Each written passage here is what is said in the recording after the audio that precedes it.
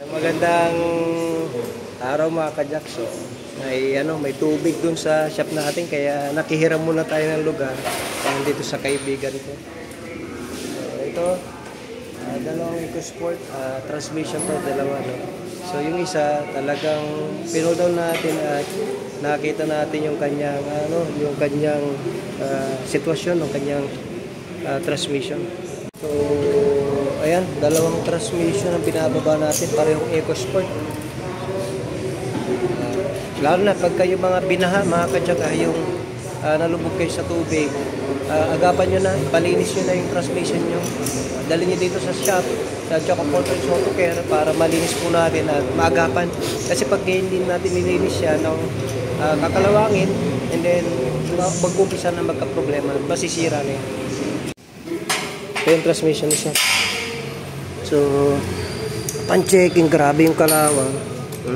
Kapal na ng kalawang niya. Ang ginagawa ni Sir, temporarily ay inispray ng WD-40, pero lalong kinalawang. So, hindi na nagsiship na maayos, pati atras, hindi na rin nagsiship. So, i-check natin kung maayos na natin, papalitan lahat natin. Ito yung kanyang mga ship port.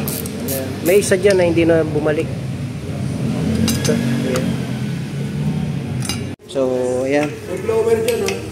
Sira. Sira na yung kanyang mga ship port. Ayan. Durag-durag. So, palit na rin tayo. Hindi na to masasalba.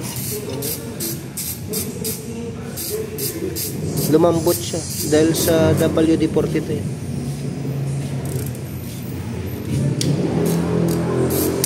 Palit tayo. Ganyan, kinalawang. Ganyan, release bearing. Meron din, may liyaw. Palit tayo bulat niya. Malinis na. Ganang konting grasa, konti lang.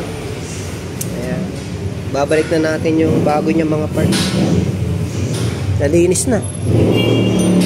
So, ayan. Palit tayo ng bago. Ng ship port. At saka dual clutch. Papalitan din natin. Re-reset tayo ng... Re-reset tayo. So, bubuga rin.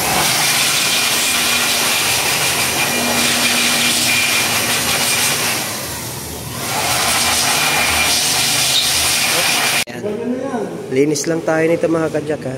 Po-program na tayo. Po-program na tayo. Linis lang ginawa natin at malakas panalangin ni Sir. Nakakuha sa linis. Program na lang. So mga kadyak, dalawang EcoSport yung ginawa natin kanina. So yung isa linis lang at ni-reset natin. Na-reset naman at nalinisan natin. Nag-okay na. Yung kulay black. Tapos yung orange na mga kadyak ay talagang totally pinalitan natin ng ship port, pinalitan natin ng dual clutch kasi po talagang grabe. Hindi na umaatras yun mga kadyak, no? Dinala sa shop, sabi ni Sir madaling araw pa siya umalis para lang makarating sa shop. So dumating siya ng madaling araw, alas 5 ata, no? So kinater natin agad at nung binaba natin transmission, ako talagang grabe, hindi na talaga umaabante. Kasi naka-primera lang, mabuti nga, nakarating pa si Sir dito sa shop.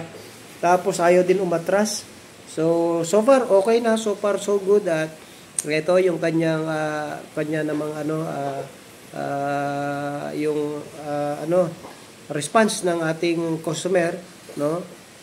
Hiningan natin siya ng kung ano yung masasabi niya, no, sa pagkagawa natin. So mga kadyak, ganun lamang, advice ko kasi marami ako na-encounter niya na mabilis dumumi talaga yung dual clutch ng EcoSport. So 30,000 to 50,000 magpa-cleaning po kayo sa amin ng ang tawag yun, refresh. I-refresh po natin yung transmission na yan. Cleaning tayo ng automatic transmission, binababa natin yan. Kasama na siyempre ang resetting at programming. So mga kadyak, maganda yun. Para sa ganun, tumagal. Yung isa, yung kulay black, na-reset pa natin, no? 100 plus thousand kilometers na reset pa, gumana pa ulit, umukay pa ulit. So tinignan ko naman, chinik ko yung tinatawag na clutch disc, makapal pa yung clutch disc niya sa sa A at saka B. So, meron yan A at saka B, yung abante at saka atras. So, nakita ko makapal pa naman. So, okay pa. Kaya, nireset lang natin. So, anyway mga ka-jack, after reset nun, binalik na natin at program natin, adaptive learning. So, ganun lang ginawa natin, nag-okay na. So, kung kayo mayroong EcoSport, at around 30,000, 50,000 kilometers para lang tumagal ang inyong transmission, ipa-cleaning nyo po sa amin. Nag-home service po kami mga ka-jack, ha. Nag-home service po tayo, pupunta tayo dyan sa inyo, pupunta natin yan, basta okay yung quotation at magustuhan nyo, tatakboy na yung mga ka-jack. So anyway, yun lamang, at ito yung kanyang tinatawag na comment sa ating ginawa sa ating customer. Dito lamang yan sa Jaco Paul Trades Auto Care, the shop that cares for your car. God bless you. Sir, okay na yung kanyang EcoSport. Sir, ano masasabi natin sa Jaco Paul Trades? Maganda magpagawa dito. Dito na kayo magpagawa para sa magandang transmission. Ayos, thank you ha. Yung kanya EcoSport, okay na. So, pauwi na siya mamaya. Ayos na.